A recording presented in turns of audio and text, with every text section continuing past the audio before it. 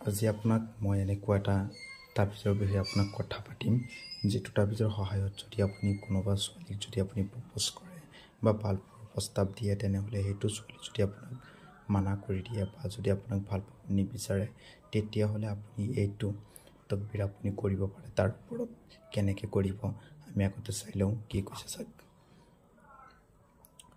ভালোবাসা ৰাজি না হলে তাকবীৰ যদি ৰাজি নহয় তেনেহলে আপুনি এটো তাকবীৰ কৰিব পাৰে কেনেকৈ কৰিব নিয়মখিনি পঢ়ি লওক যদি কেউ কাহার উপর আশেক হয় তাহলে প্রিয় ব্যবহার কৃত কাপড়ের একটি টুকরায় নিচের নস কাটি শনিবারে লিখে আগুনের ভিতরে ফেলে দিবে